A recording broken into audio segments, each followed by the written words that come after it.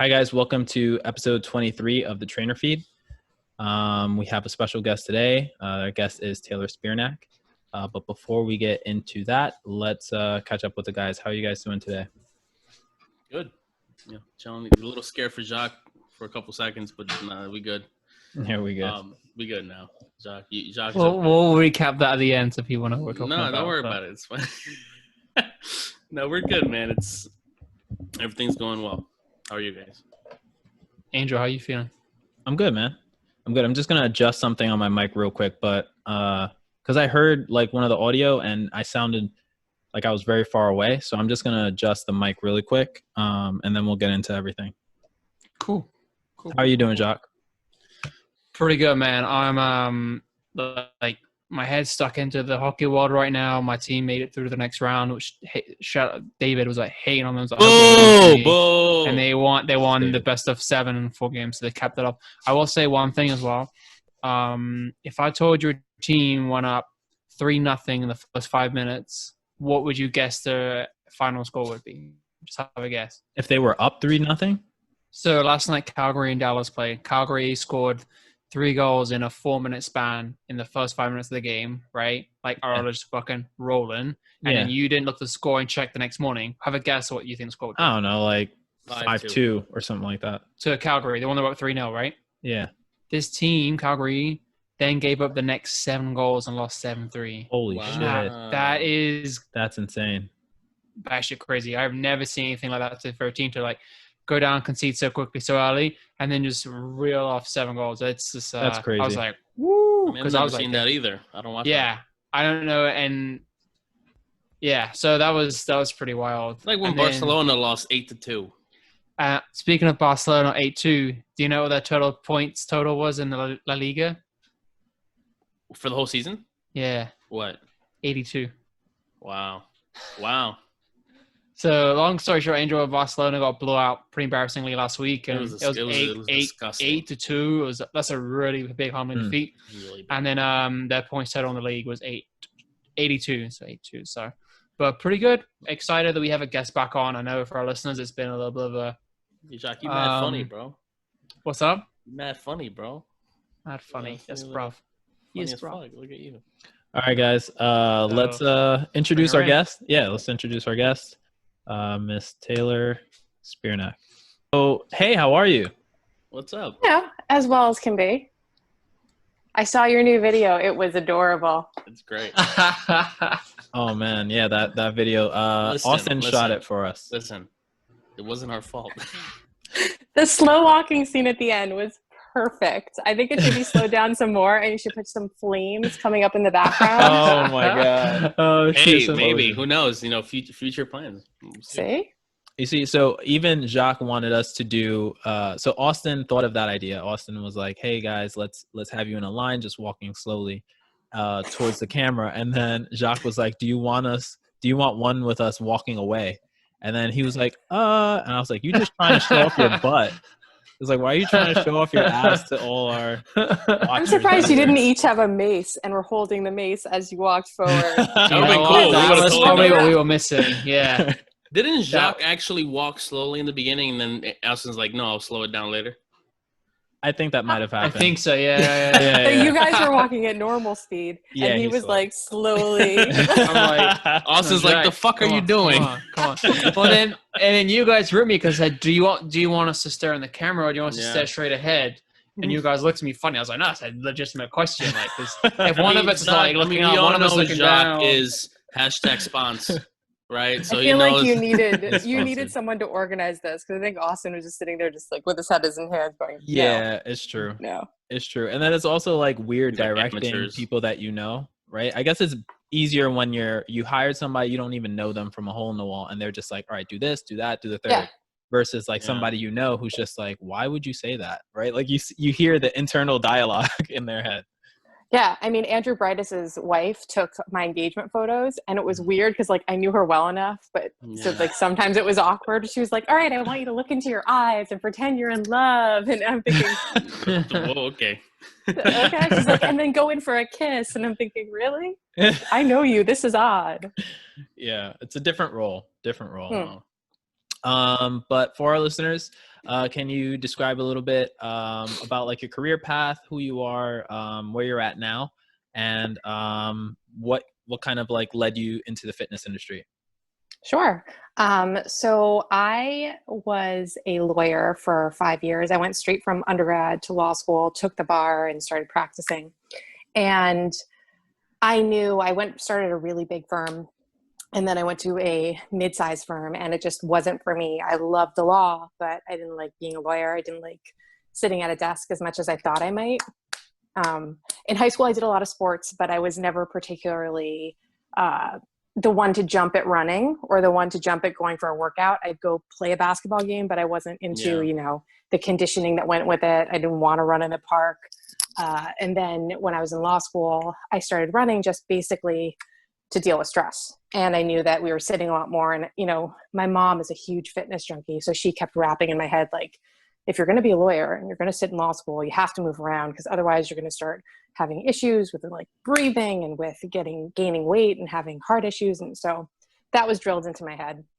And so while I was still practicing, I joined a gym immediately. I would go take a late lunch and then sit at my desk, but for lunch break, I'd go to the gym.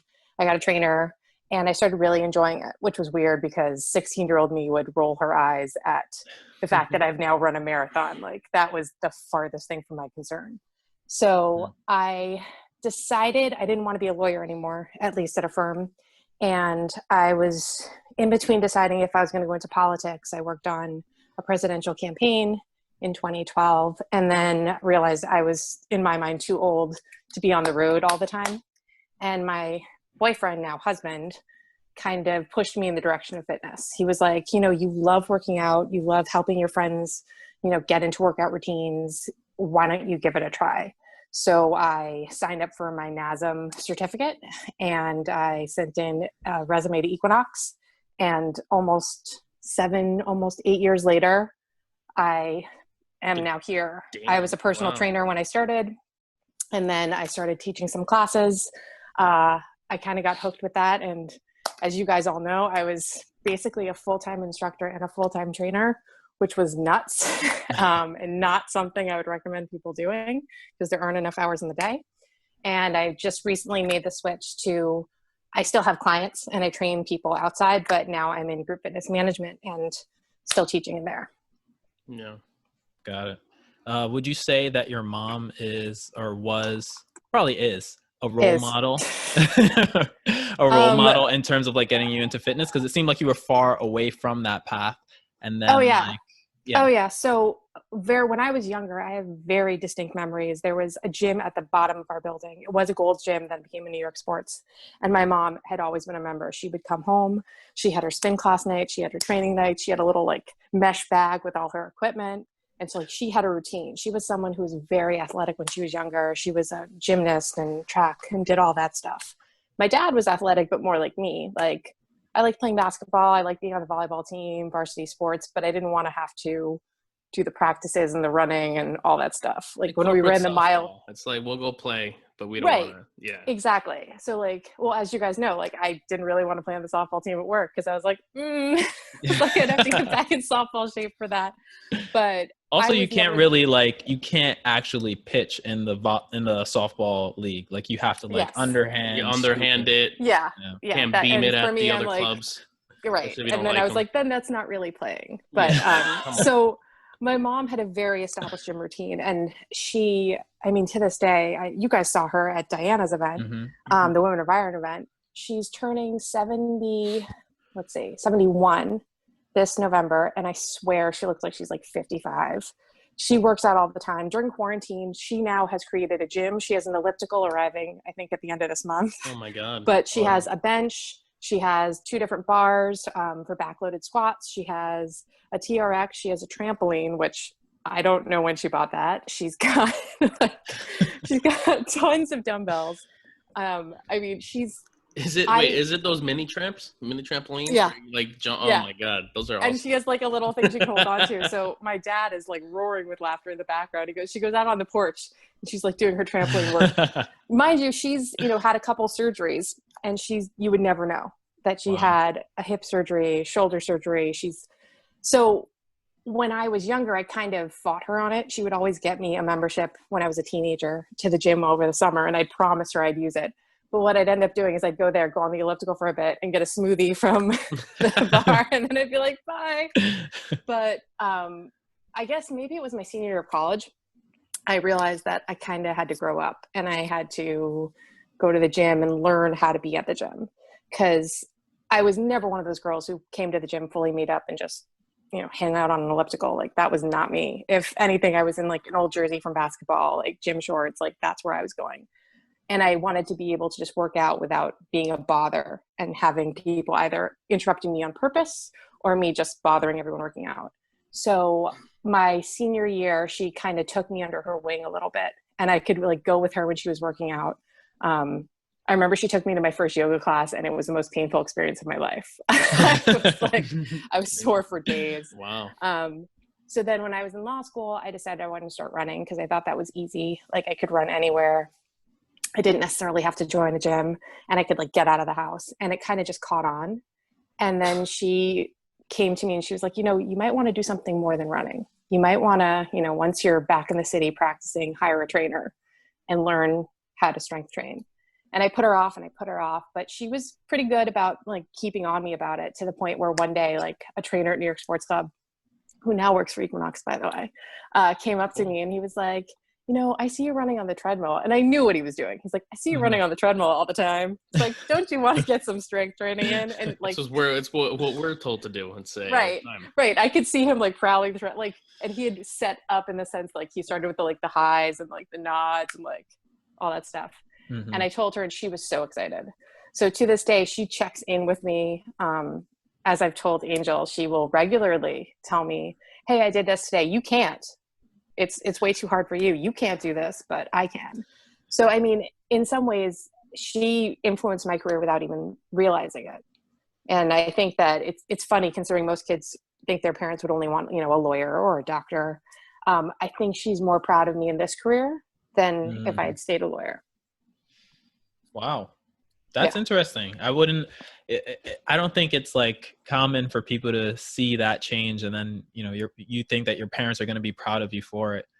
You would think vice versa. But that's awesome that she supported you like through that career change. You know, both my parents, without blinking, like never gave me any sort of indication that they were upset. Or, you know, I put myself through law school and I took the bar. What more could they ask for? I passed the bar. I practiced law for 5 years in New York City. Mm-hmm. And if I wasn't happy, you know, far be it from them. I think my mom is also secretly happy that this was my career choice, because I can try to work on my father to get a little bit more active, because he's going to tune her out. But, you know, if his daughter is like, come on, Dad, please. Like, maybe. Right. I'm still working on that. Yeah, let me know how that goes, because that's an angle I've been working on for so long. And I think being a trainer for over 5 years, I thought that, you know, like once you're more established in the field, that it becomes easier. But your folks are your folks, and like it's still the same people most part. Like, you try and do it out of a good place, and it's not always. My dad thinks I don't know easiest. shit, so I'm like, all right, that's fine. I'm like, I mean, I would listen to you, David, either. I'm like, Dad, I mean, that's true. But the biggest thing is, like, my dad, you know, we should maybe do this. Or he asks me. Like, he goes out of his way to ask me. And then I tell him, you know, my 2 cents. And he's like, yeah, but, you know, like, I saw this. I'm like, okay. All right, cool. Yeah, that's it. That's all I could do. And then, you know, I'm like, then don't fucking ask me anymore. Well, sometimes, like, I have that conversation with my mother sometimes. She loves Instagram. And she really loves Instagram, and she'll send me like all of these like fitness accounts and things that she follows. She'll like send them to me and be like, what do you think of this? And sometimes I give her my honest opinion and she doesn't want to hear it, and that's fine. And then other times, like, I've started to like not engage if it's some of it, and then I'll hear about it. I'll get like 10 text messages. But I applaud, and I would never want to shut down that interest, because, you know, as you get older, like, I know we've all had clients of all ages, and as clients get older, you don't want them to shut down and get away and get fearful of it. So I'm really careful. Like, if I think something's dangerous, it's, you know, I won't shock my mom and be like, don't you dare do that. I'd be like, well, I don't know. And I try to give my opinion. I'd rather have that than my dad, who is dreading August 24th is, I think, the day that the elliptical comes. Because she told him, we're getting a machine and you're doing it and I'm doing it. And he was like, what? So he's trying to game the system. He already apparently had started to ask her questions about like, so is there a way to just have it going without me on it? Like, so is, would it just turn on? Because he's already thinking, he even threw out, maybe I can put the dog on the elliptical and have the dog do some of it. Oh man. I'm just like, he knows that she's going to get what she wants. She had at first said, all right, I'm either going to get a rowing machine or an elliptical. And he goes, rowing machine, you can sit while you do that. And she goes, the elliptical it is. And I'm thinking, he should have thought a little better. Yeah. If he really wanted it. So, I mean, I have to push him a little bit when it comes to that. But I will say that my mother has definitely had that impulse of, she'll listen to what I say and then be like, okay, maybe. And then I'll see that she's like trying it out. But yeah, she loves Instagram. Loves Instagram. That's a scary place to be in when your parents discover Instagram or social media in general, when they discover anything. When I had a couple of followers in terms of like my mom, dad, or my uncle. No, it was my dad. He doesn't fuck around with that. He likes Facebook a lot. Oh, my mom loves that too. Yeah. It's just, they just send me all this shit. And, I'm just like, all right, fine. But then when I get followed, I'm like, oh my God, now I have to go into settings and like hide things from them. Like, they can't see this. I don't want them to see any of this. It's scary, it's just man. much easier to let it go because they're going to find out. That's true. Like, David, I saw you with this accounts. person. Who is that? I'm like, don't worry about it, Mom.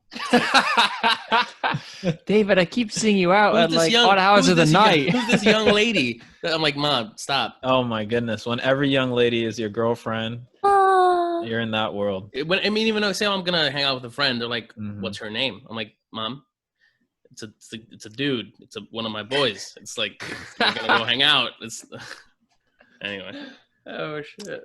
Moving towards your career as a personal trainer, being a top performing personal trainer, boasting a high retention rate. What advice do you have to those who are trying to maintain their current clientele? Well, the best piece of advice I could say is that you have to be yourself, and you can't make yourself a different trainer to suit the client. You have to either learn what you need to learn. If it's a difference of this client needs a trainer that does more mobility work, and you know that you don't do that. If you keep trying to fit that round peg into the square hole, it'll never work, ever. And you're never going to retain a client like that. Now, if you take the initiative and you learn and you make yourself a better trainer and you learn that skill, it'll work. Same thing with personality.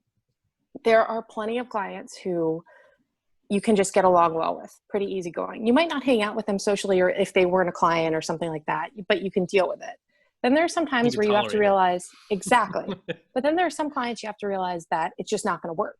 And the biggest mistake I see is trainers trying to just make themselves and fit into what they think the client wants versus being confident in their own ability, whether it's their personality, whether it's their skill set. I know in my experience, when I left being a full-time trainer at Equinox and moved over into management, it was at the 6-year mark. And I had the majority of my clients for over 4 years. Mm-hmm. So I had retained that client relationship.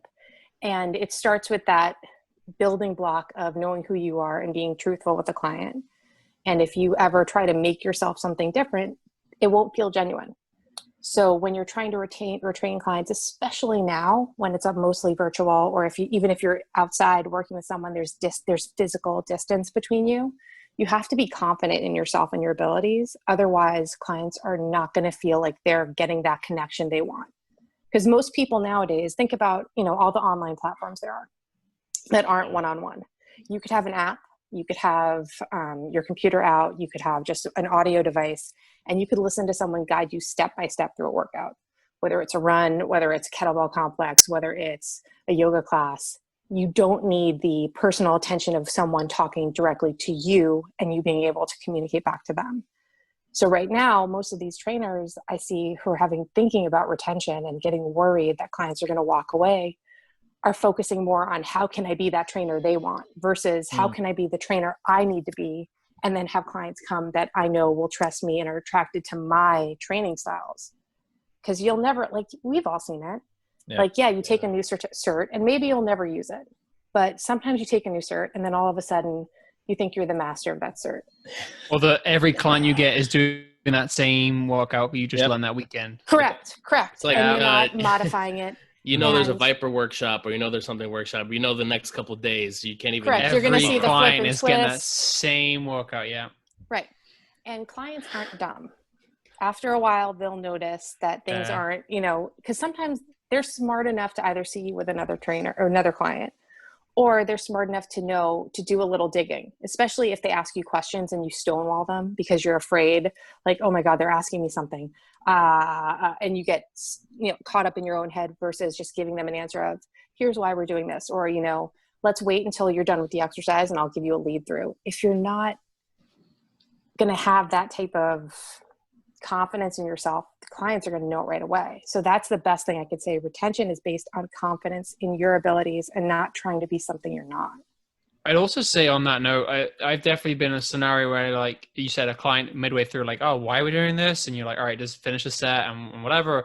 And even when you explain, I said so, right? Like, but even when you explain it to them, and sometimes like, oh, so it's this, and this is that. And I've definitely found in myself, and probably most trainers, when you're like, well, the reasons why you're walking, why we're doing this pattern is to work on A, B, and C, but you may feel it working in department D or E, right? So like, if you feel that's not a bad thing, but know that the focus is for the reasons A to C, and hey, let's just gauge how it feels. And I think just being transparent on them, like, look, like, well, I've never had anyone who's felt it that way, but as long as we're not feeling it in a pain sense or any kind of discomfort, let's go forward with it. It's not a bad thing, everyone's body, and just, I think reiterating that everyone is so unique in how they move. Right. That there's no cookie cutter reaction or response to a particular movement. But I think that's, that also speaks to you as a trainer. You're a very confident trainer in your abilities and your ability to program for someone. Right. So when a client does come talk to you, you're not trying to think of what they want to hear. Because, there's that other mistake of everyone wants to leave dripping with sweat and can't move their arms, which isn't a good workout. That's probably like you hurt yourself, but that's a whole other conversation. Instagram told me otherwise, Taylor. I gotta right. Come on. But there's the pushback and the immediate, your self-defense is, I'm doing this, I know better than you. You're gonna feel it, don't worry. Mm-hmm. And I think usually you have that instinct, the first year, maybe 2 years you're training, you get very nervous when someone pushes back a little bit. And, something I've said to both newer trainers and instructors is you have to realize that they're nervous, just as nervous as you are with some things, because they're very vulnerable. They might not have done this exercise before. Maybe they're having body issues. Maybe they don't see themselves as someone who's in the middle of a gym floor doing a squat, surrounded by people who they think know more than they do and are looking at them. So I think there's the instinct is to get defensive when, if like what you said, Jock, if you're just kind of, all right, here's the plan. Here's what we're doing. It's okay if you feel this way. If you feel pain, that's something to let me know. That type of response is something that takes time to develop. Like some trainers off the bat are that confident. Like someone you spoke to recently, Antoine, I believe was that confident with his very first session with his very first client. Yeah. But there are some trainers that really need to understand exactly that you're going to build and grow into that. But I think that if you're not confident in yourself, if you really have that imposter syndrome and you don't think you're really good at what you're doing, it will be hard to retain any client unless you're just super good to something to look at. And that's why they're working out with you. You are not going to keep a client. I mean, David, you know what I'm talking about. Right? That's why I've had the same clients for a good amount of time. No, you're right though. A lot of it comes to I think the first session, whether or not you're with it, whether you're honest with yourself, you're honest with the client. Like, listen, I had an experience a while back where a guy was very, he was trying to kind of tell me what I'm going to do with him. And we've all had that client. I'm like, all right, listen, maybe it would have, it's not going to fly. Maybe my tier 1, maybe. Right. But I think at this point I told him straight up, I stopped him as he was speaking. I said, listen, man, I'm going to be honest with you. I don't want to waste your time. And I don't want to waste my time because it's an investment and I don't want you to waste money. And I told him straight on, listen, this is what I could do for you. Do you want to do this or not? And in a way, kind of like, we both got more comfortable with each other. Like, it wasn't, you know, and you could see it. He was nervous about the whole transaction. Oh, We've totally. all go on. Sorry. No, it's all right. All I was going to say was we've also all had the experience where someone goes, okay, what I want to get out of this is you design me a program and then you just design it for me and then I'll come see you in 6 weeks or whatever. And it's just like, I'm not a dentist, bro. Like, no, you, come on, you see me more times a week. Yeah. I mean, and that one's an odd one too, right? Especially if, you know, you're doing your due diligence as a trainer and you lead someone through an assessment first, right? Right. And then that's what they want. And you know, in the back of your head, like, well, I don't trust you to do the foam rolling. I don't trust you to do the prep work. I don't trust you to do any of the mobility or the activation work I want you to do. Like, you know, in your head, like, this person will just want to see squat, overhead press, like 10 lunges, jumping. They just want to see a list of things they can check off. Yeah. At which case, and I've said that to people, I'm like, if you want that, you can actually just go on the internet and find that. You can, exactly. You can totally, that unfortunately where we had worked, you know, when we've worked at Equinox, that's just not how it flies. And it's the whole point. And to tell you the truth, we can probably all admit we've had a client that has either decreased the frequency or has done more traveling, where, like, if you'd work with that person for an extended period of time and you know their habits, you know their patterns, and they're going away for 2 weeks and giving you homework, absolutely, that's a different game, because I know how you move. Like, I know to give you homework. Right. I want you to stay on your program. That's a very different thing. It's a very different situation. And again, that's more about keeping them on track as opposed to being like, oh, I have no idea how you told me you eat healthy. You told me you have a protein, a carb, and 2 vegetables every lunch, right?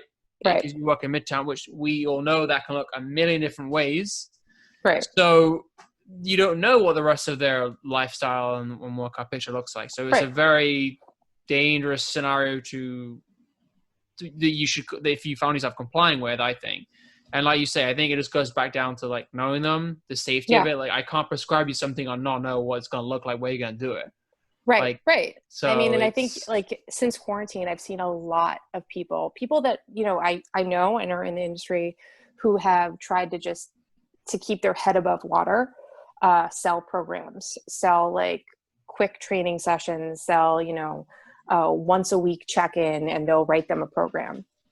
And I mean, that could be okay for some people, right? If the person has a working knowledge of what to do with a dumbbell and you're giving, but I think that's frankly how a lot of trainers get a bad name. And that's also how a lot of clients have that apprehension when they're training with you, is retention. You might be the best trainer in the world, but if they've had such a horrible experience with someone, or just with, you know, the industry in general, they're always going to not buy in completely. So they might buy, like, a 6-pack of sessions and let you know, like, every time, we only have 2 sessions left. We only have 1 session left, because in their mind, they're not going to go beyond that unless, you know, something drastic happens. And I think some of that is from, you know, experiences where they were just given a program and it didn't work. And they blamed not them committing to training, but they blamed the fact, well, this trainer probably didn't know what they were doing. Who knows if that was true. But I think that sometimes, like, especially now, you're seeing people really cling to that if they're not comfortable with themselves and they're afraid they can't keep a client, just to say, well, I'll just give you a program. I mean, you could go on the internet and, like, just get one of those, you know, posters from Instagram. You know, right. You can't just type in your weight and your gender and everything on me, and I would, like, shit out a program. And, like, well, you could. I mean, well, you know, I wonder, like, if you did that, like, how successful you would be, right? Like, I wonder, in a real world scenario, this trainer is going to be Mr. App, and they're going to hear the client's needs and wants and say, I'm throwing all that out the window because you're doing this, and then just I mean, we see people be successful like that. You see it online all the time. And I think but how like successful are they, right? Yeah, like short term, it's fine. Like short term, yeah. But, like, they'll just give you something, like, all right, go do this. Right. I mean, the thing is, we've also all seen that in person. Yeah. We've all seen Yeah, trainers that's on the true. floor who do the exact Oh, same thing The copycat. exactly with every single client, right? You know, Yeah. I think I Yeah. just lost David. With every single client, or who see things that other people are doing and think it looks good, and their client would like to do that and not know why they're doing that. And then all of a sudden that's what they're doing with all their clients. Yeah. So, I mean, that all goes back to, if you're not confident in your abilities, you're not going to retain a client, because you might keep them maybe for 6 months, maybe, but then they'll start to notice, if they're smart and they buy into the idea of training, they'll start to notice where you aren't confident in yourself before you do. Yeah. Like, Also, 100%. if they're not scared of you, because I've heard of some clients tell me about their previous experience with their trainers, and they just say, "Oh, this guy was texting me like at 5 a.m. saying, 'Wake up, do your cardio,' and like trying to call me, and he said he was gonna come to my house because I was session." I've heard these stories. I mean, I'm sure you guys have too. Oh my god! Right? Of these Had a couple, previous trainers. The To only some stories, area. the thing I've seen is just, the client that you get that's smart, really, really successful, but very, very timid. And in a way, I kind of feel bad, because it's like you've been taken advantage of by these people that are like, do this, do that, and not actually, have a chat with you about what you want to do. Right. Right. So yeah. I mean, and I like, one of the many first questions I ask, but one of the ones that I actually find more important than anything else is, what do you hate to do? Now, there are things that people hate to do because they're nervous, and there are things people hate to do because they just hate to do them. Burpees is always one of the ones up there. And they're like, if you make me do burpees, I swear. And I'm thinking, no one has to do burpees. And then the next words out of their mouth, 9 times out of 10 are, my last trainer made me do them all the time. And I'm thinking, that's punishment. Exactly. I mean, it's one of those moments where you're like, all right, if you're just making someone do something and there's no reason behind it, there's no thought behind it, it's not going to end well. It really isn't. Yeah. Because they're either going to realize like 6 months in, like, why am I doing this? Like, it has nothing to do with what I wanted to do. I want to run a marathon. Why is he making me like power lift every single day? I don't know. Why is he making you power lift every single day? Instead of rotating in a strength training exercise to build you up for that. But I want to be a power lifter. Why is he having me run miles on the treadmill? I think that clients are going to pick up on it.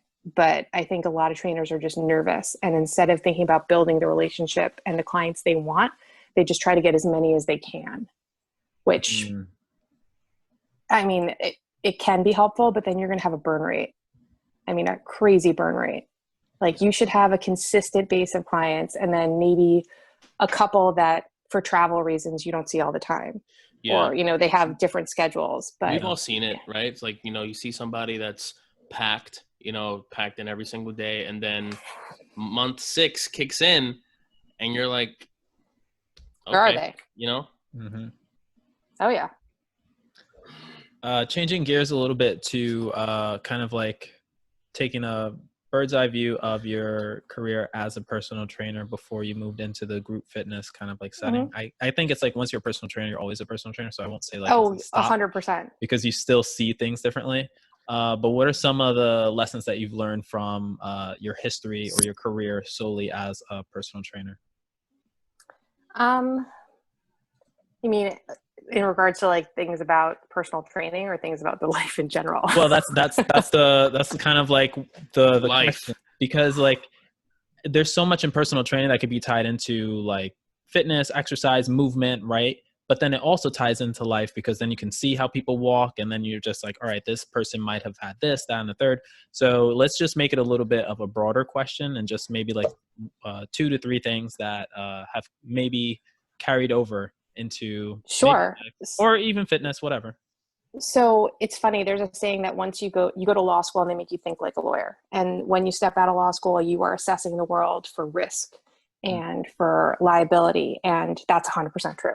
I remember my first time on the gym floor, I was like, oh my God, there is so much potential for lawsuit here. I'm thinking about the waiver that everyone signed and how it wouldn't hold up in court. Right. And I think the same thing is true. That out. We can't. No. We just got to look at our waivers. I think the same thing is true for when you're a personal trainer, that you start assessing the way people move.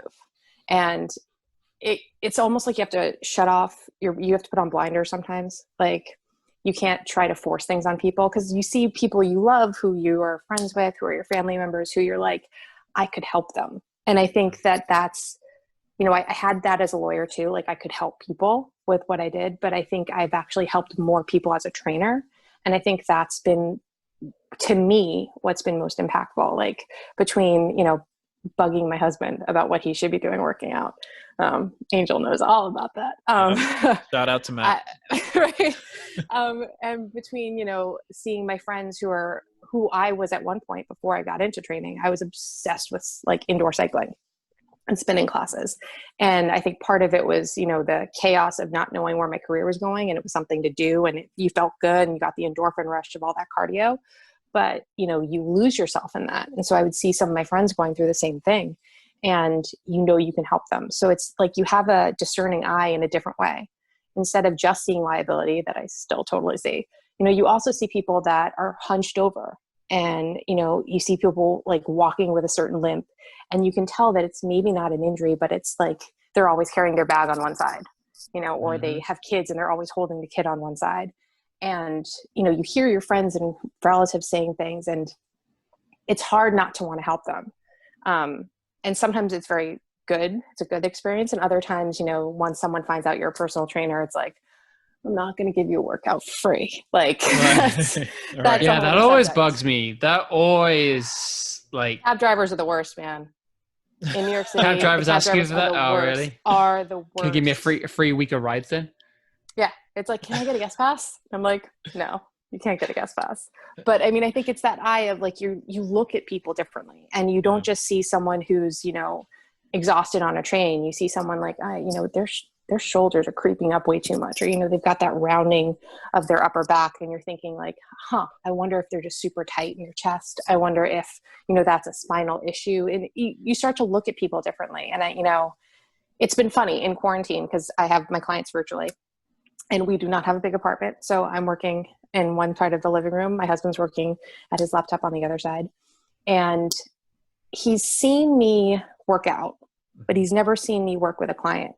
He's never actually he's come to one of my running classes, but he's never come into the studio classes.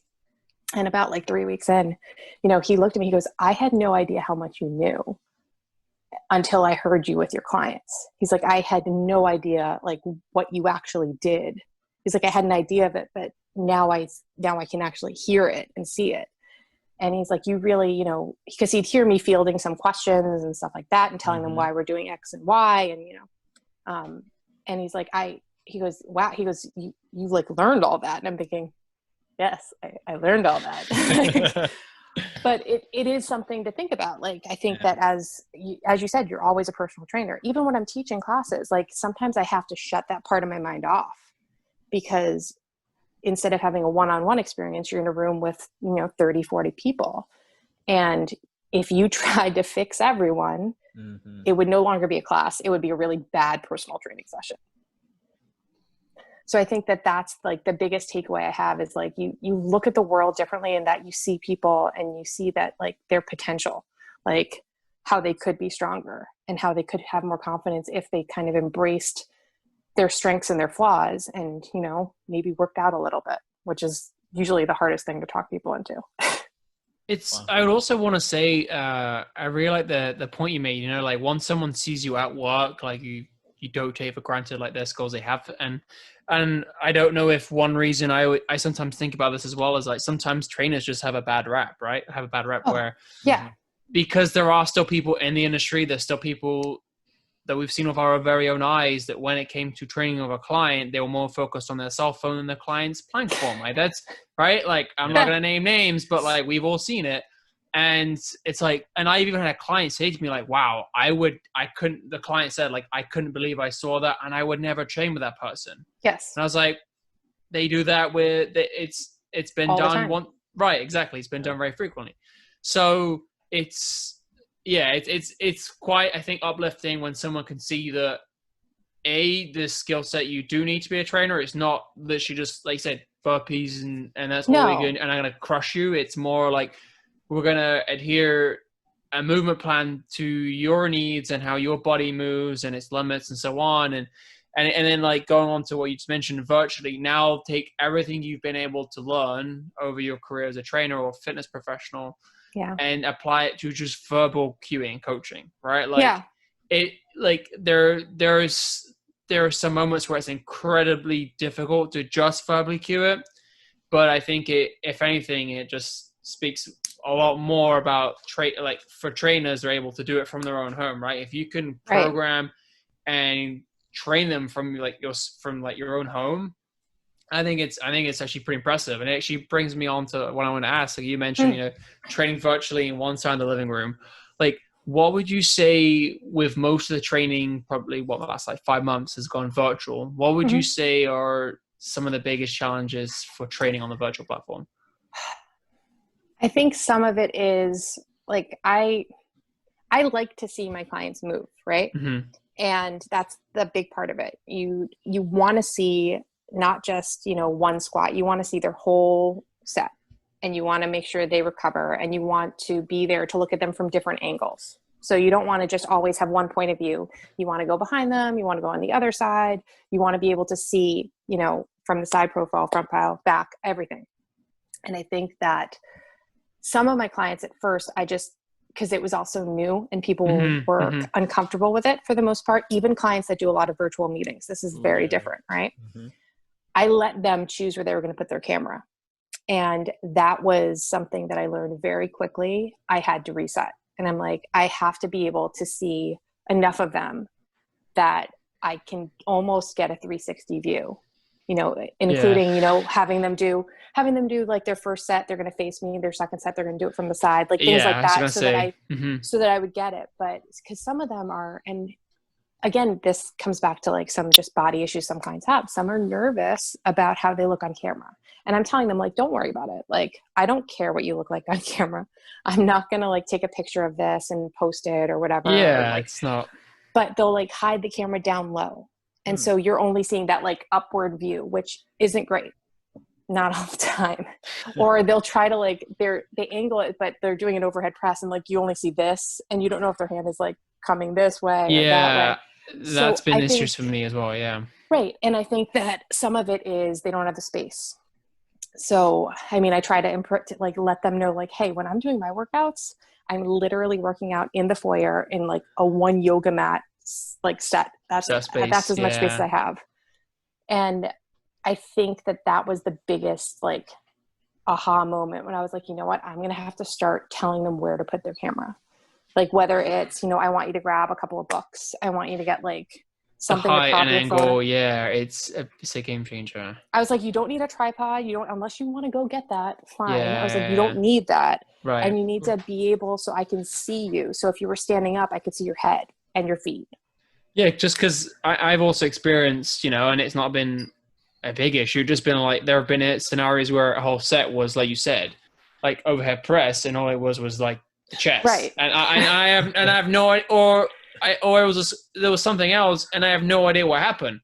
I'm like, and there've been scenarios where I've said, hold on one second, and it's like rep 8, rep 6, 7, 8, 9, and they've just done 12 reps, and you haven't seen anything. And like that's it's hard. It's too late to tell them to adjust the camera because it's like, well, why didn't you tell me that in the beginning? Yeah. They're like, how was that? And you're like, well, good. I don't know. What I've done now is I try to rotate my circuits. Like I still do with some clients a lot of circuit training depending on what their goal is, but I like to have them circuits that they flow together. So either they're all going to be on the ground if they're doing a press or whatever it may be, so they're not going to have to move. So it's not like I have one where they're lying down and then exercise 2 that I have with it as they're standing. Yeah. So I try to keep it all in the same either low level, medium level, so that it won't have to move. Then the other thing is, you also have to look at their space. And I think that that's also become key. For some of my clients, one of them has a staircase. So it's perfect for her modified push-ups. It's perfect for, doing step-ups and even like squats if I want her to get, because I already have it there. And she has a banister and everything. And it's been challenging, but you have to get a spatial awareness. Like what I've honestly said is I took on a couple of clients, new clients, brand new during the quarantine. And that was rough. Because, having to go through an assessment and all that stuff. I had them before take like a 360 video of where they were going to be working out. And I was like, listen, I was like, I just want to see where you are. I want to see what kind of space you have. What we're like, working with, yeah. What we're working with, in addition to like what equipment and all that stuff. But being able to understand their spatial awareness will help me, because it's honestly, you can learn how to cue virtually. You can learn, and I guess that's kind of where my group fitness background helped me a little bit. You can learn how to do the virtual cueing and not have to rely as much on, you know, the manual and the showing, because even showing virtually sometimes, for some reason, it just doesn't stick in the head as well, right? Yeah. But if you can't see it and you can't understand what they're doing, and they're doing something completely wrong, and it was a set of 12 and you're on, as you said, rep 8, you're like, oh, I guess, all right, we're just doing that now. Great. Also, a client of mine put her phone, like the first session, put her phone, and it's the same thing. It was too late for me to be like, hey, let me have you do that. So she put her phone down on the corner, I think, of the floor, and her dog was just like, you know, sniffing. And I'm like, hey. And then small children, dogs. Of course, and then it just David's sits down. talking to the dog. Yeah, of course I'm talking to the dog, you know. But like, it just sits. Dog's training now. Sits down right next to the camera, and all I'm looking at is the dog. Yep. And I'm like, oh yeah, all right, you know. My favorite was move.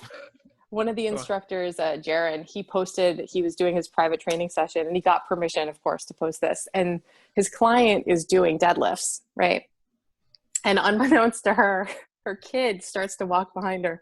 And as she's doing her deadlift, she smacks him in the head because her butt's going back. The kid's walking this way, and the kid goes like flying back. And he was fine. But it was one of those things where, like, they're not used to all the other things. Their working out usually is not done at home, and most people don't have a gym in their home, right? Right. So it was one of those moments where he posted it, and I immediately texted him. I'm like, that really didn't happen. He's like, no, it did. He goes, and I was laughing so hard I had to give her an extra 15 minutes because I couldn't stop laughing whenever she started doing deadlifts again. First of all, you need to send us that video. But yeah, we want to see that one. I just want to interject really quick. I recently discovered this. Maybe I'm just like, I have an old man brain when it comes to technology, I guess. I don't know. But when I FaceTime my clients, some of them use like a MacBook setup in order to do, and some of them it's like an iPad. Yeah. In order to do it, right? So a FaceTime, whatever, but it's like very narrow. If you tilt your phone, it actually opens up their like field of view on the MacBook, because they can't rotate the MacBook. Yeah. So when you tilt it, it just opens up. So just an FYI for anybody who's trying. That's actually a good hint. FaceTime. I didn't know it until like she was like, "Oh, I can't adjust it. It's my MacBook," and I was like, "Wait, a MacBook? You can't rotate for some that." reason, they had to figure something else. Yeah. Out, it's the MacBook, but I think iPads and phones are fine. It's when they're on their MacBook that the problem is. Yeah. Yeah. So if you see like a narrow field of view, just like shake it up a little bit, see if something, clicks. I mean, and it's stuff like that, like things that I remember when you guys were starting this pod. Well, you were thinking about doing some group fitness stuff or like small trainings, right? Mm-hmm. If you hadn't been using Zoom before this, it took a while to get the hang of it. Hence our earlier audio things, which was apparently I need to replug in my headphones. But I mean, if your first gym closed down, you can't be with clients in person, right? And you kind of know FaceTime, but as you said, FaceTime, it works and it's good, but sometimes it's like, well, as you said, if they have a MacBook, like you have to figure out these things. Mm-hmm. The technology hang up has been smoother than I thought, but there were definitely that first couple months where everyone was just like, I don't know, like put up the other thing as well that like I spoke with a client about this and I was like, why? Because Zoom isn't the only platform to do video calls, right? But why is it that Zoom got that much usage out of so many companies and like why Zoom? That's like I never heard of Zoom. I thought everything was Skype and FaceTime. I don't know. It might be because of it's like I don't know. Like you can call into a Zoom like meeting, maybe, and you can do that internationally. So as long as you have the phone number that's associated. And it's better. Like I think visually it looks better than Google Hangouts sometimes because they also had that product out. But I personally, I think it's because it wasn't Google and it wasn't Apple and it wasn't Facebook. And I think people were so sick of using those three platforms and they were just kind of like, this is different. This is like, this has a business feeling to it. Yeah, it's not social media. It's like I don't have to have a MacBook. I can have a PC. I don't have to have an iPhone. I can have an Android. It doesn't matter. Yeah. Like everyone can use it. But you're right. Like all of a sudden, like I used it before, but yeah, I'd never used it. I think like it was the day the gyms closed down that we were invited by management to jump on a call, and I was like, I don't know how the fuck I use this. Because like I have to call in, and then I'm here like this, right? Like the camera just, because you always have to turn the camera off, otherwise you're just like this. Oh, I And, like, automatically have my camera set to be off. Okay, there. Like So it you has, can it has do my okay. photo. Yeah, it has Oh, my photo. If I do that, It didn't show up, like- David. Oh, you took it down. That's why. mine is Oh, better. there we go. Yeah. Okay, So I have listen, my I photo had set up. Baby Yoda. Stop. I Like, try to do that. I try to do I don't know exactly what you happened. guys had. But you, Jacques, you remember, I think, because we were on a call, remember? And then and then that happened. You see what David's going through right Yes. now? That happened in my picture. So my picture was me holding a kettlebell doing a goblet squat, like in the downward position. And then whatever David went through happened. So it was like my head was coming out of the kettlebell.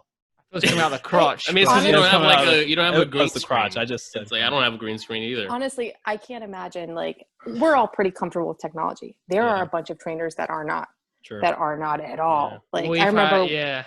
like when we made the transition over from one spreadsheet to another at Equinox. Remember, like that was that was a nightmare. beyond, That was right? that Right? was outrageous. So I can't imagine if you've been in the industry for like 20 years and you're a solid trainer, you know your stuff, but you are not that technology savvy. There's a way to still do that and be successful. But I think nowadays, if you don't know the bare essentials of, you know, whether it's FaceTime or Zoom or, you know, putting together a program that someone can access from their phone while they're at the gym as their homework, if you don't know that, you're going to get left behind real soon, because I think this is to stay to some degree.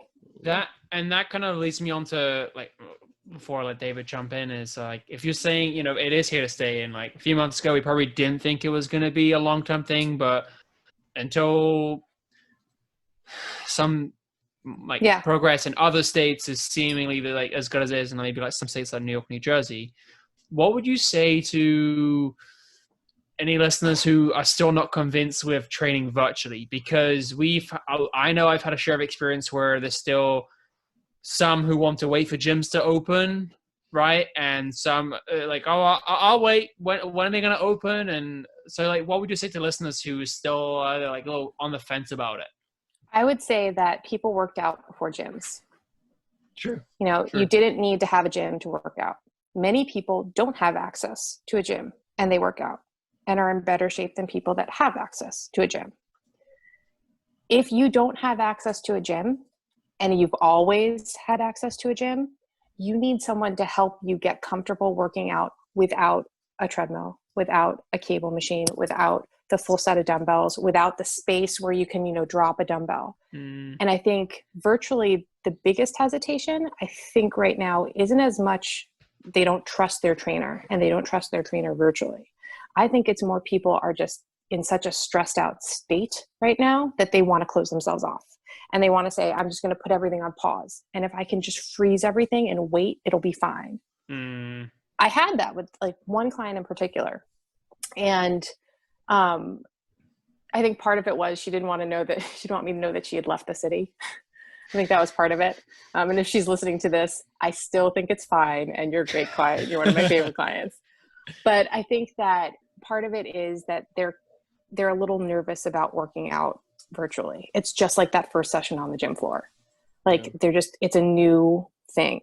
And I mean, I would say to them, all right, if you're not going to work out virtually, what are you going to do? Are you going to sit on your couch and literally do nothing? Are you just going to go outside for walks? And then remember, you know, once we started training, remember how good you felt when you were training consistently. And remember how hard once you stop for a while, you're sore those first couple workouts back and you start to have those same pains if you're sitting at a desk all the time. Like, why you've made all that progress and you've built up strength. Why let a situation that you had no control over just completely wreck your life without trying to do something? And I think that's important to let people know, like, all right, fine, you don't have a gym, but are you just not going to work out? All right, you're just going to do like a random workout on your phone forever? Do you want to keep up with everything you've been doing? Like, part of it is, you know, it also depends on the relationship you have. Like, I would say the majority of my clients I have a very good relationship with, and I call them out on their BS all the time. And tenured relationships, right? Like you also said earlier in the episode that most of them have been with you for like four or more years, my right? very first client at Equinox, it was my very first Equifit, and she still trains with me to this day. That's amazing. My very first Equifit, like brand new trainer thrown in. It was a 6:30 a.m. Equifit. All right, 6:30 a.m. on a Wednesday. That's hard to be like, hey, Right? let's go. Like it's 6:30. Exactly. Like it's not She easy. walks in, and she is one of those masters of the universe type. She's a really important job. She's brilliant. She also works out a bunch. She's been with a couple of trainers. All right. This wasn't her first time with a trainer. Right. And this was her first time at our old location where I was with you guys. 20 minutes in, she goes, all right, so we're going to go out on the floor and do a workout. And I'm like, what? Like, I'm sorry, huh? She goes, we're just going to go and do a workout. And I'm like, she goes, and then I'll decide if I want to train with you. And I'm like, okay. So we go into the floor, and like, I knew enough about her and like had enough to know, okay, I'll have her do something that's safe, that I think I can watch her and kind of trick her into doing some assessment stuff. So, at the end of it, she goes, all right, you'll do. We'll finish the pack that I had. We finished the pack that I had. She bought another one. She goes, about like 3 months into training her, I want you to train my husband. And I'm like, you know him, the really, really tall guy that I used to train, the older gentleman.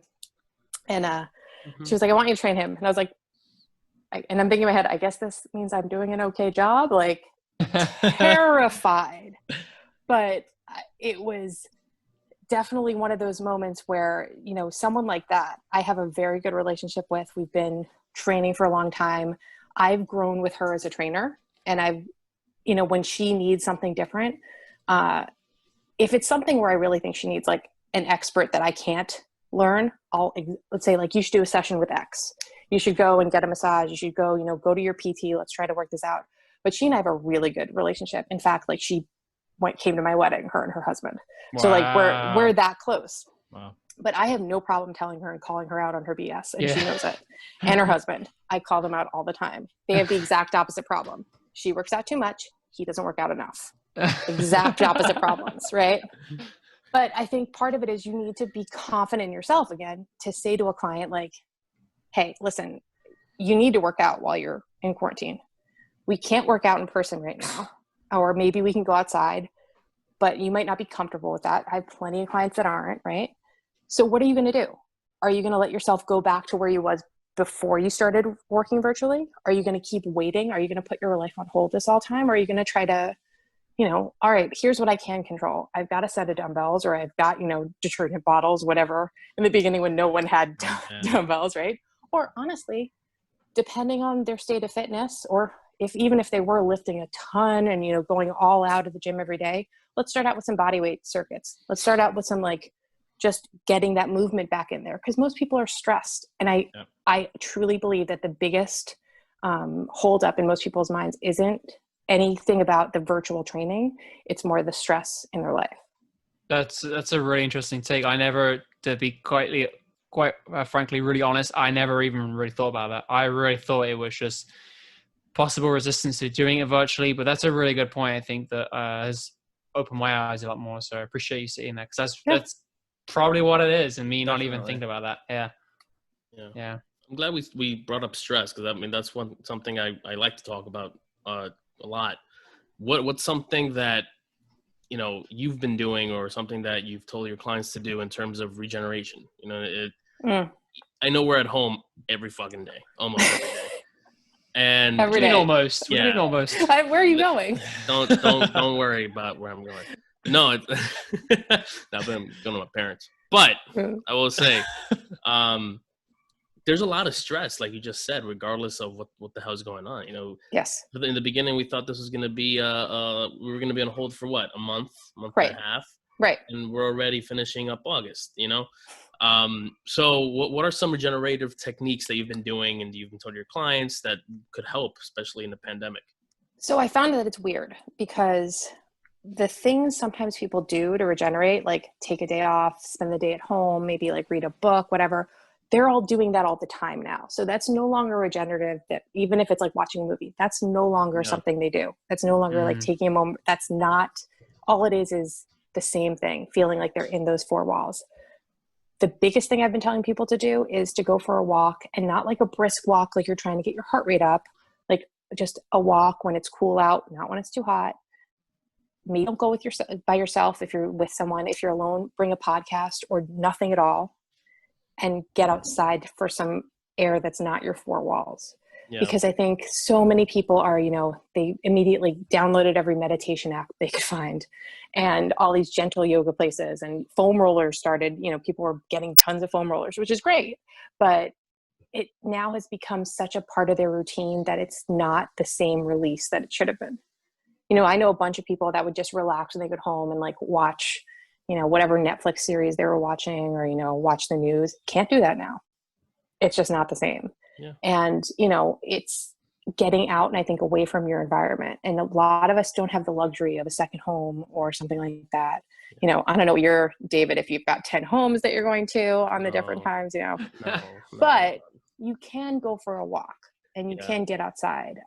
I've also told my clients to shut down, to put their phone on either airplane mode or whatever it is, just shut it down for a while and not look at it in the first thing in the morning or not look at it the hour before they go to bed.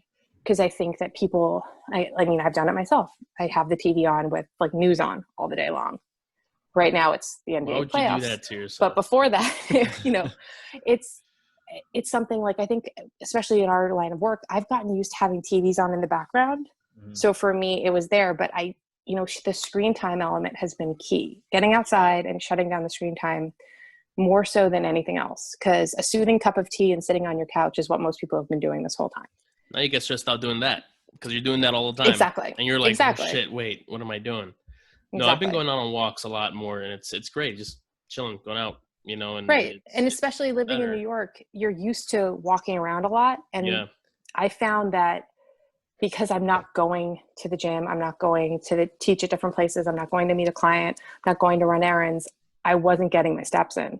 And in my mind, I was just like, I've all of a sudden become sedentary again. Yeah. And so by making yourself, giving yourself that hour of or even 30 minutes, whatever it may be, just going outside for a walk is a better release, as long as it's a true walk and not I'm going to try to out fast pace someone next to me, which I've also done, but that's not my regeneration. It's a different story. It's a different sort of feeling when you go out for a walk. I remember I did that a couple of weeks ago. I was out for a walk, not intending for the sole intention to just get out of the apartment to kind of recover and just be fresh and all that stuff. And I went out and I realized that New York City is probably one of the hardest places to relax and walk. And I was like, why would people retire here? I was just walking around. I was like, there's so much going on. But because we have a place to be, because we have something to do, you don't notice. Yeah, exactly. Yeah. You got to get a city bike, or you got to walk the dog, or you got to, take the train or something like that. I mean, you could, what I've been doing is either go in the park or if you live one of the rivers, go down the river walk. If you haven't, there are some areas of the city where you can go for a neighborhood That's walk. where you would go. Right. That's where you would go. But if it's if you live if you live on Broadway, it's going to be hard to go for a walk unless you walk further west. Broadway uptown. Right. Right. Or if you live right. Yeah. But loud. It's loud. Yes. Couple nights ago, I went to bed. At least I tried to. And music started from 10 p.m. till 5 in the morning. Yeah. At least it's not the fireworks anymore. Oh, that was bad. Fuck. That was bad. It's one of those decked out cars that have speakers instead of doors. It's but anyway, sorry, no. But maybe it was your parents trying to give you a hint. No, this was my apartment. This was my apartment. No, but the thing is, I've had this weird feeling where the feeling you get after a long day at Equinox or work, whatever, getting home, that feeling, you're like, okay, finally, I'm just gonna go home. Yeah. I had that feeling walking towards the club a couple of days ago. I was walking I was on Amsterdam and the Upper West Side, and I'm passing by Equinox. I'm like, oh shit. I wish I could go in there, use the bathroom or something. You don't get that release of opening your door and exactly. Oh, I'm home. That's fuck, I'm home again. Right. And when you wake up, I'm like, oh God, I'm home. No, but we spoke about running and people starting to do things because of quarantine. Mm-hmm. You being a very, avid runner, and how many marathons have you ran? 50? Only one full marathon, but I've done almost 30 halves. Yeah, so if you add all that up, you've done a couple marathons. But that's how David does math. That's how I do math. There was a time where I was doing a half marathon like every month. Yeah, And I was getting a lot of crap about it from some other trainers being like, "You're just gonna run your quads and glutes away," and I was like, "Okay, like sure."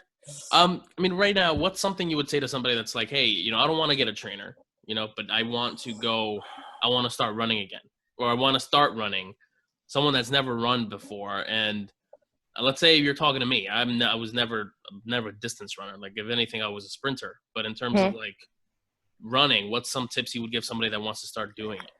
I would say, even if you don't want to get a running coach, I would I would give them a couple running coaches I know to like follow and get some tips on, because going from 0 to 60 and trying to like, when you see it in January, people who haven't been on a treadmill in months, probably since the previous January, and try to do 4 miles at like a 7-minute mile pace, and they are just destroyed. You don't want to be defeated. It's good that you want to try to do something. If you want to start running, cool, great. If you're in good shape, you don't got any major injuries, awesome. But you don't want to feel defeated after your first run. You want to do it smartly. So even if you don't want to get a trainer, I would still say to reach out to, a couple of running resources, New York Roadrunner or something like that. They have a plethora of free resources about getting started. Now, unlike a training program where I would say don't go to the internet and type into Google what you want to do, there are some really decent online running programs, because it tells you like how to watch your mileage. If you've never run before, it never says to go out for a run for 1 full mile. It'll do a walk-run method. Or maybe you need to start by just walking and building up the stamina of walking. I would say that doing a lot of running when you have not at all can lead to injury. So that's why I would say, even though you don't want a trainer, maybe you want to have someone to help you get into better shape to run. Because runners are the worst when it comes to strength training. The absolute worst. They don't want to do it. They just want to do their run. I know, because I was one. Yes. Okay. Because I would not have finished my first marathon if I had not been strength training. Because my quads were shot by mile 21. And I needed my back chain, my glutes, my hamstrings. I needed that whole, like, from the top down to kick in. And running doesn't do that. The only way you build that strength is with deadlifts, is with reverse lunges, is with, having your feet on the ball, doing hamstring curls. You need that. So I would say it's great. And I wouldn't want anyone to be discouraged, meaning you want to set yourself up for success, not start out by trying to run a marathon pace in the park, not start out running in the heat, not start out running hills, like be smart about it. And then if you really do want to run, you're going to have to strength train. And for a lot of people, that seems to like not make sense. Like, why would you do that? Why? I want to run.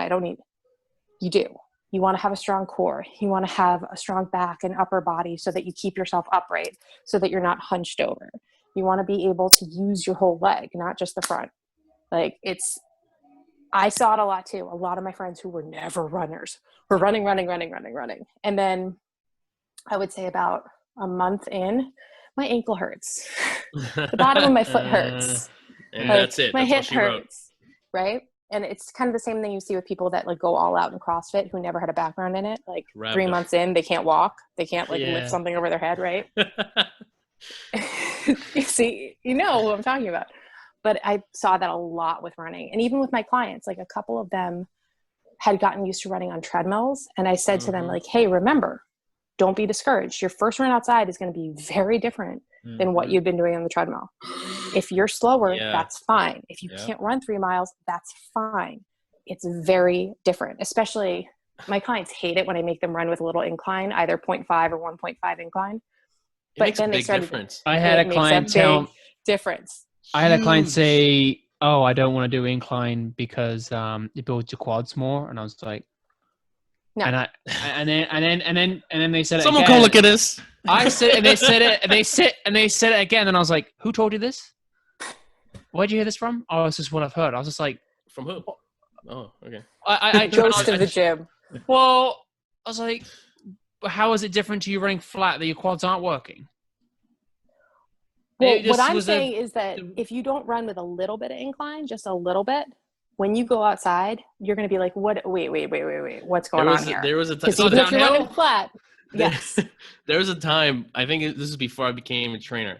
I was working at the front desk, and I started running. From the club to the Intrepid. That's on what, 42nd? Yeah. And back. Oh my fucking God. And by the water as well. That's Jesus. like 2 or 3 avenues. And then, over. even Got the before wind. that, I ran a mile on the treadmill. I'm like, this is cake. I think my mile was a little under 8, and I'm like, okay, for someone that like me, that's decent, I think. Yeah. And then I went to try that outside. Oh, that did not fucking happen. I was like, what the hell? Like, where's my metric card? You have to set realistic expectations with running. Yeah. Mhm. Running, like anything, lifting, running. It's humbling if you think that it's going to be easy, and especially now, like it's a great way for people to like think, all right, I'm going to go outside, but it's still nerve wracking, right? Yeah. Because then if you're running with a mask and you've never, like, even if you're a serious runner, running with a mask, that's like a whole new ball game because your breathing is impacted. No matter how and you can't pull it down like it was right. crazy. But even that was hard. that's hard, right? So I mean, I think there's also the element of, again, you're kind of stressed. Like, I'm outside. Am I close enough to someone? Like, I think it's good that people wanted to start running because I think everyone could do with like once or twice a week, just getting out there. If it's walk, run, or run, jogging, whatever. I think it's good. It's good for your heart. But I think a lot of people thought, all right, I'm just going to turn into a runner. One big thing I think that affects people in terms of, the mentality of it is, okay, you're telling us, okay, go run a little bit, don't, set yourself up for success. Don't run and then gas out and you're like, fuck this, I'm not doing it again. I think one of the things is the stigma of not either sweating enough, right, or feeling as sore or being as out of breath. Because it's like, I've heard many people and, okay, run like 400 meters. And then that's it. Just start with that, and that's great. Right. But then they're like, "Oh no, go do it again, and do it again." It's just like there's a point where you're like, "I don't want to do this anymore." This isn't fun. Right. And that's important too. Like, you have to, if you hate it, you shouldn't do it. Mm-hmm. If you absolutely hate it, and it's not just like because it's hard. If you hate it, you shouldn't do it. I don't know if people know what they hate though, because I've heard everybody say, "Oh, I hate running. I hate running." Well, so it's like what I tell my clients is the first mile is the hardest. Yeah. First mile is the true. hardest. 100%. And, I don't get into the energy systems and all that stuff with them because some of them don't want to hear it. Right. But I was like, mentally, the it's the creatine hardest. and the I try to say, I try to go, I try to think. Got to overload on creatine, 10 grams a day. Anyway, go ahead, continue. You don't tell your clients this stuff. I don't tell them that because I think that it's more mental than anything. Mm-hmm. And I know even for me, the first mile is still the hardest one. Yeah. It just sucks. And I set the bar low. I'm like, it's going to suck. And they kind of laugh and I'm like, I'm not being funny. It's going to suck. Yeah. The first mile is going to suck no matter how you do it. And if you can crack that mile and kind of get into a rhythm, then your body starts to wake up. Yeah. Now, if by mile 4, you're still like, I would rather throw myself off a bridge than be here. I would rather go and like climb through a bed of nails than be here. Then maybe running isn't for you, and that's fine.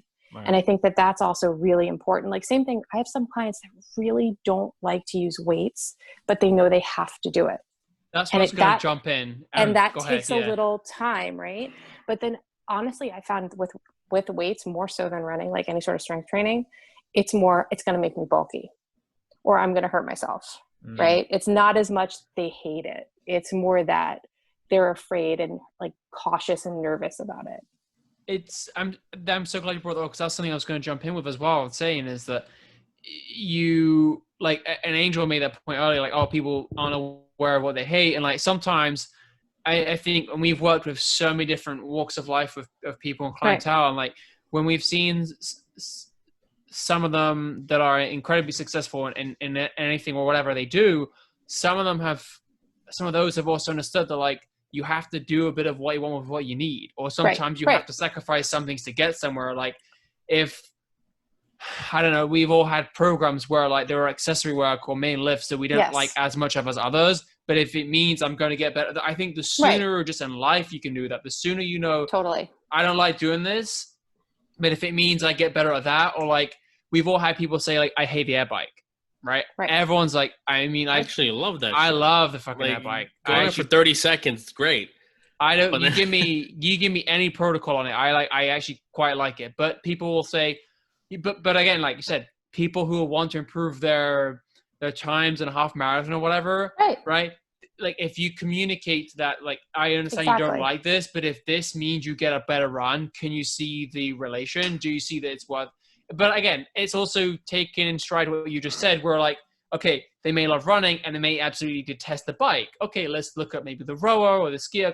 So there's those decisions to be made also. But I think like as long as we can, like we've had, I'm sure, like pushback with like, no, like I understand like some things I don't like, but this I just cannot stand. Right. And that could be unique in that you have to, you know, gauge with them. But I agree with both points, you and Angel. Like sometimes it's the needing to understand you need to make a few sacrifices to see change, or I mean it just, and then the whole bulky thing as well. Like I've also we all have clients, right? Like females say like, oh, I don't want to touch this, it makes me bulky, and I'm like, sometimes I say, you know, like I have this client, or like, not saying like look at her, but like other female members who are lifting weights. I'm like, look, she's not bulky, she's lean, she like she looks great, and so on. You're like, and sometimes one of the first things I try and kind of remind them almost is like, yeah, like you'd get bulky if you had like double the supposed amount of calories you're meant to have in a day. Then we're talking about but and you don't say in essence, but sometimes in my head I'm like, trust me, you don't eat nearly enough to be bulky. Like it's not going to be an issue, right? Like you'll be fine. You're not consuming 5,000 calories a day based on what you've told me, you know, like, so it's that too. So wow. I mean, with you said earlier about, you know, maybe running isn't your thing. But when it comes to somebody saying, you know, I don't want to weight train, do you have the same thought about, okay, well, maybe weight training isn't for you? Or is it something as like, okay, running may not be for you, but maybe biking is, maybe the rower is, maybe the air bike is? Well, so I mean, and then some of it is, you know, what do they think strength training is? Okay. Right? Yeah. Sometimes it's that. Like, do they think it is just what they see in a CrossFit gym? Do they think it's just, you know, lifting a heavy weight? Do they not understand? So sometimes it's, you know, what is their expectation? Like, what have they seen in their mind with it? Like, who have they watched on the floor? And sometimes it is, you know, as Jacques was saying, like, sometimes it is like, all right, give this a try. And like, I'm not going to put them under a bar right away, but I might set them up with some risers and a dumbbell and start just like sitting down, even without the dumbbell, just sitting down to the chair, just like to a chair or to a bunch of risers, and understanding like that's a squat. Yeah. You do that all the time. Like it's a matter of what their dressing expectation it differently is. as well, right? Exactly. Sometimes, yeah. Like I don't like to squat. I'm like, well, do you go to the bathroom? Do it every day. Right. Yeah, exactly. Right. You go to the bathroom. Yep. Do you poop? That's David's second question. Well, how old are you? When's your birthday? And do you poop? Do you go up the stairs? There you go. Your lunge. You're doing step ups. Wow. That was really great. Very insightful. I think in terms of, I think getting a lot of people, because I've seen you with a lot of clients, and you know, you do have a great relationship with all of them from what I've seen. I mean, I'm super friendly with all of my clients. And there, you know, you don't cross that line, but it's weird. Like one of our former managers at some point had said, like, I was kind of like a jack of all trades. Like I didn't have one client. I had a bunch of brides. I had a bunch of mommies to be, or just had kids. I have older clients. I have clients my age. I have clients that are middle-aged. I run the gamut. I had plenty of teenage clients, but I think that that's how I am. Like I could never be just one person's type of trainer. I like to vary how I train, and I like to vary who I train, because I think it has made me a better trainer, and that's the trainer I wanted to be. I didn't want to be so solely focused that all I did was Olympic lifting. Yeah. That's great for some people, and I respect the hell out of it. But I knew that wasn't for me. I didn't want to be the person who was like the trainer for someone who's coming off of like a shoulder surgery. I was going to be that person. That wasn't for me. I wanted to be able to help people who I guess were more like me, who maybe were slightly athletic, who were hesitant on the training floor. And I realized to do that, because I like to train men and women, old and young, whatever, I had to be able to diversify my skill set. So that's what I worked on. Yeah. But I mean, I think it's important. Right? You know, you're not being fake with every different client, but I think you do know how to turn something on and off in terms of, Yeah. you can't train because I've had clients, I think the youngest clients I've had was 16 at one point, and I trained her completely differently, and I talked to her completely differently than training my client that's 75. Correct. You know? Like my client that's 75, I wouldn't be like, go get me that 45-pound dumbbell or something. But I tell my 16-year-old client, and she's like, fuck you, David, go get it yourself. I'm like, I fucking told you, go get it, you know? I don't know if you guys remember one of my, like, it's Katie. Shout out to Katie. But we don't all train like this for our listeners, by the way. Listen, This is not our style. Listen, first of all, there was a time before we cut, because I know I want to respect your time. But there was a time where I asked her, I said, hey, Katie, how about you go, get that 15-kilogram bar? And she just looks at me.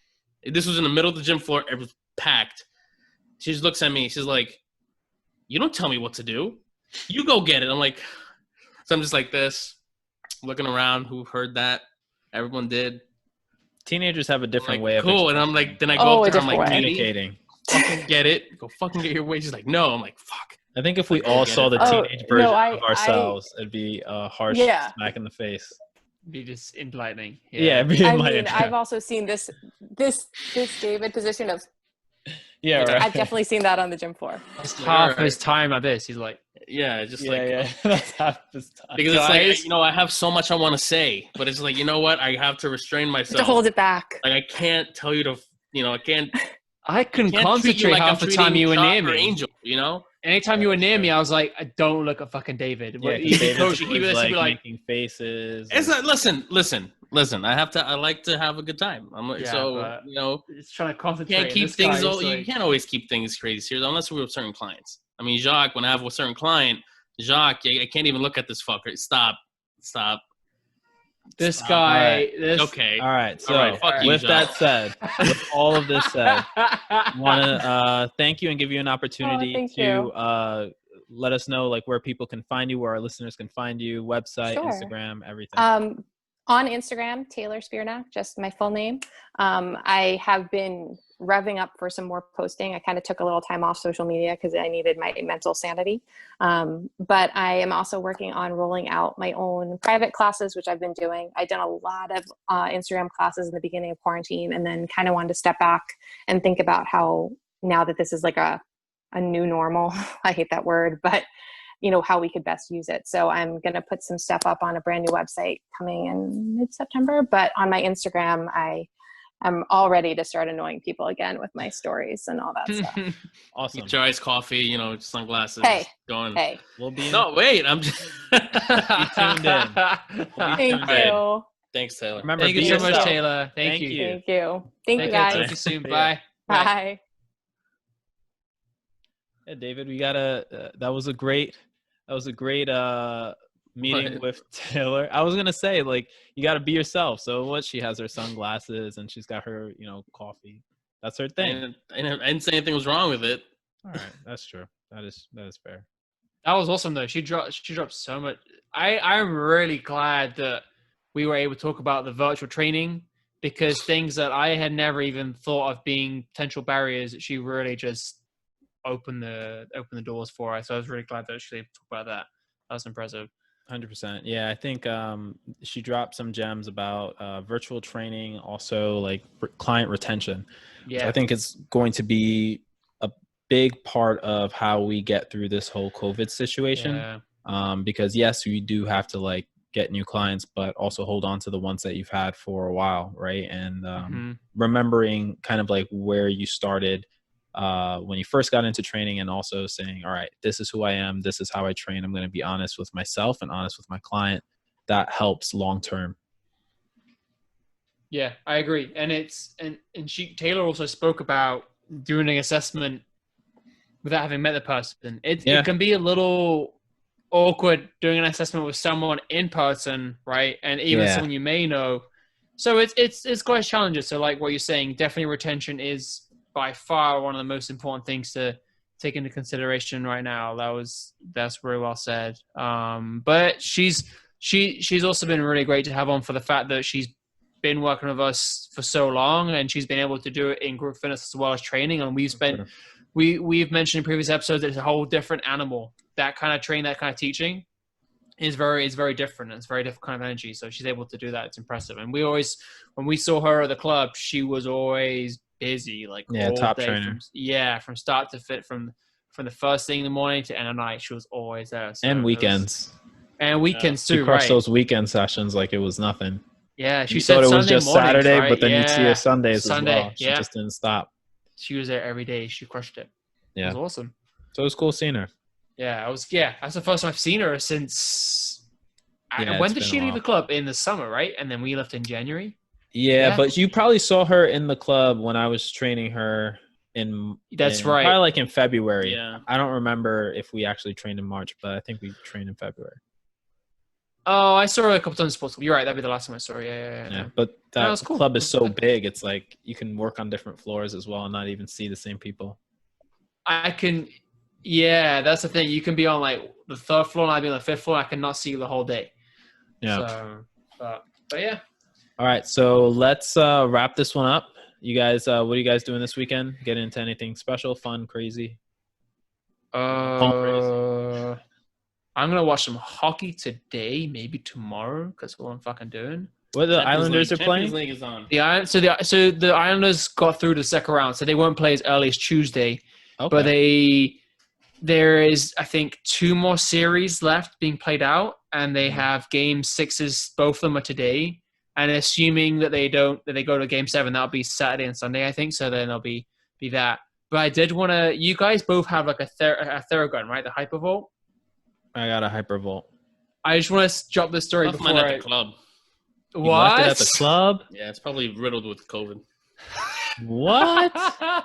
Oh, also Why I would you- I Go on, heard you go. could donate plasma if you've had COVID before. Oh, Have you heard they're about big that? signs. There's big signs all over Times Square. That's saying, Yeah, I "Have just you saw that recovered?" today. The thing Great. is, Now, yeah, but the thing Yeah. is, I had it back in March.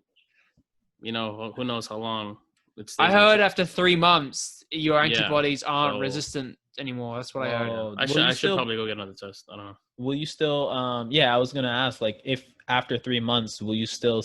Does it still show that you have antibodies? I No, don't that's know. based on a client and the article, the reading she sent. Wow. Supposedly after 3 months, because right there, the theory at the beginning was, oh, you have the antibodies. You're like almost immune, and after Yeah, a 3 but month then- period, apparently it drops off after a 3 month period. That's just based on my understanding. Like there's so many like unknowns in this That's wild, time. man. So like that's and I know a couple people, like we all know a couple people that have like kind of probably been a bit more blasé and not really not caring, but being a little less cautious than if they hadn't ever caught it or had the antibodies. So I learned that this week as well, and I was like, oh, okay, that's kind of interesting. So Cool. but I just want to jump in real quick with a Theragun story. So like 2 weeks ago, Alex finds this thing. She's like, oh, it's like $100, it's like $200, and I was like, I don't trust this shit. Like it looks fake, all this stuff. Oh, the stuff on IG. Yeah, so she sends me one. She's like, let's just do it. It's $100. I was like, fine. It's through PayPal. Like I trust PayPal. I trust my bank enough to like they'll look after me. And if it's like a funky transaction, so this thing was meant to take between 7 and 10 days. It's been 2 weeks yesterday, and got an email in a language. First of all, when I went through the PayPal, it was like, you have paid. I don't even know. I don't know what language it was, and I was like, that's already a bad sign. Mm. And I hate doing this with finances. I always usually pretty smart, and I was just like, fucking knew this shit. So like, long story short, I still haven't got it. But I also know David took how long to get his kettlebells? Like 2 months. Right? About 2 months. Yeah. So, Yeah, but I but it don't was want to from wait. Dragon Door, which is pretty reputable. Right, To right. make What's the I brand? ordered a kettlebell that didn't exist yet. Yeah. Let's put it like that. You're paying the rent, and essentially, right when they. Did you see Rogue's new like they posted something up on their Instagram, and it was just like, I thought it was pretty dope. It was What kind was of it? like them making their kettlebells and making like weights and Oh. dumbbells pretty and cool. stuff like that. That's pretty fire. I got fired up for that one. I just want to order another round of And he's kettlebells. like, yeah, let me order some Dude, more. because you 28. see the iron and you see the welding, and then you see like them just like I don't even know, like hundreds of kettlebells just going down into like a whole like basket or something like that.